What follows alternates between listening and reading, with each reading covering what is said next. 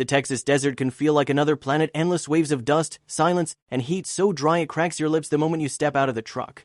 Texas Ranger John Beckett knew this landscape better than anyone. He'd spent years patrolling the rugged canyons along the southern border, keeping an eye out for smugglers, lost hikers, and the occasional coyote wandering too close to town. But that morning, as the orange sun climbed over the cliffs, something unusual caught his attention. A towering saguaro cactus, easily over 2 centuries old, standing alone in the sand like a giant green sentinel. It wasn't the cactus itself that drew his eye, but the massive bulge at its base.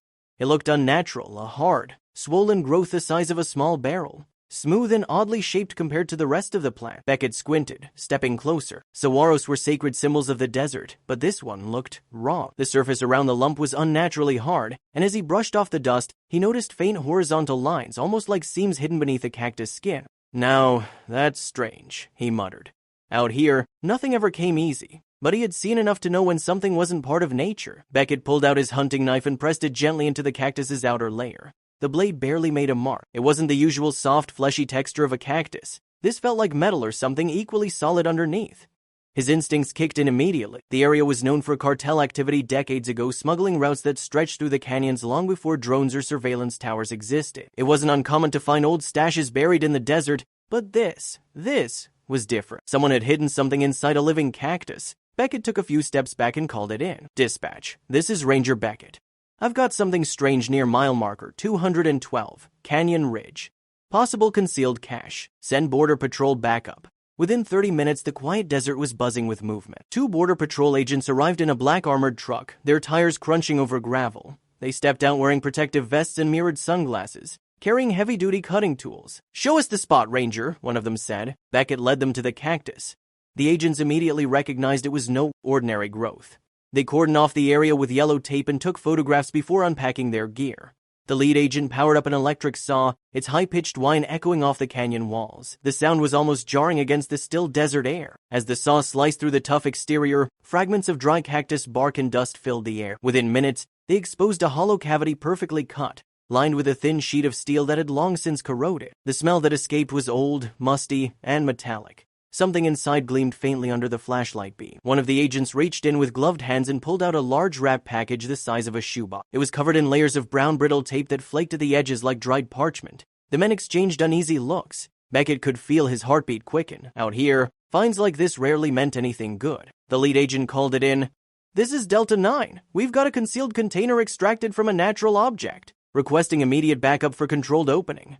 Backup arrived in less than 15 minutes, 3 more vehicles, lights flashing against the canyon walls. Armed agents formed a perimeter as the package was carefully placed on a steel table brought from the truck. The desert heat shimmered around them as they worked methodically, cutting through the layers of aged tape.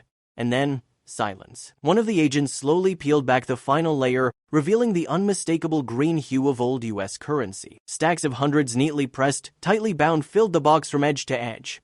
For a moment, no one spoke. The air felt heavier, as if the desert itself was holding its breath. Beckett stepped closer, his shadow falling over the pile of money. "Is that what I think it is?" he asked quietly. The agent nodded, his expression unreadable. "Yeah, Ranger, and there's a lot more where this came from." When they began counting the bundles, the total was staggering, close to $1 million, all in aged $100 bills that hadn't seen daylight in decades. But the strangest part wasn't the money itself. It was how it had been hidden. The package fit perfectly into the cactus cavity, suggesting that whoever buried it had done so when the cactus was still small. Over the years, as the plant grew, it had naturally healed around the stash, sealing it inside a thick layer of living tissue. The saguaro had literally grown around the secret, protecting it like a natural vault for decades. And the question everyone asked next was the one that changed everything. Who buried it there and why? The desert sun began to fade as the investigation deepened, casting long shadows over the canyon floor. Ranger John Beckett stood beside the cactus, watching the forensic team work.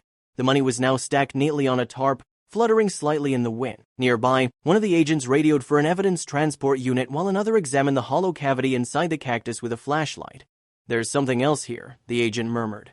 Beckett leaned in. Wedged against the inner wall of the cavity was a corroded tin container, sealed shut with what looked like melted wax. The agent pried it loose and handed it to Beckett. Inside were old photographs, faded, water-damaged, yet still legible. One showed a group of men posing in front of a pickup truck from the late 1980s.